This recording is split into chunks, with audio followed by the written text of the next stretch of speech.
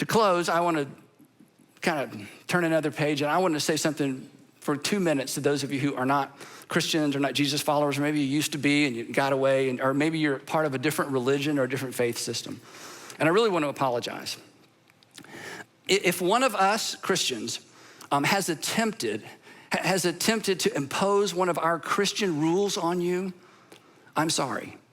Anyone who said, but the Bible says, or Jesus said, or God, and they just try to impose one of our Christian rules on you, I just want you to know I am so sorry. How you choose to live your life is really none of our business. In fact, if you aren't really a Bible person, I'm gonna show you a verse that you've never seen before that you're gonna love this. This is for sure one verse that you're gonna agree with in the Bible. And I hate to admit this in front of a lot of Christians, but a lot of us have never seen or read this verse either.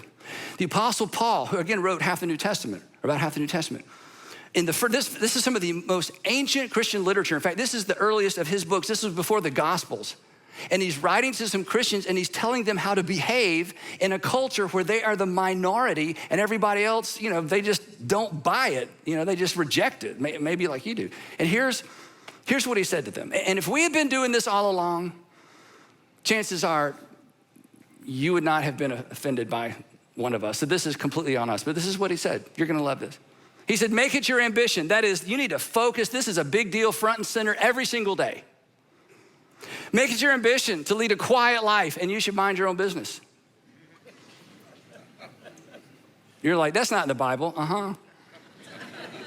And he goes on to say, you should mind your own business and work with your own hands and take care of your own family and just do your thing.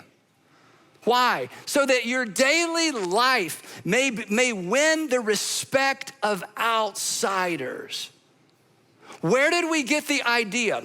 Stay with me. Where did we get the idea that somehow we are to impose our rules, our family rules on people who don't even want to be in our family? We got it all wrong. We got it backwards. The rules are for family. So, Christians, let's mind our own business. And for those of you who've been offended by us because we didn't, I'm sorry, we got it wrong. But one last thing. While the rules don't apply to you, God's love definitely applies to you. In fact, he loves you as if you were already in the family and related to him. So his invitation to relationship is a standing invitation. An invitation accepted not through promises to do better. An invitation that's simply accepted by acknowledging what he has already done for you. 4, again, this is John, who spent all his time with Jesus. 4, God, your Father, did not send his Son into the world to condemn the world. God did not send his Son into the world to condemn you. And if you have felt condemned by us, it's because we got it wrong. God did not send his Son into the world to condemn the world, but to save the world through him.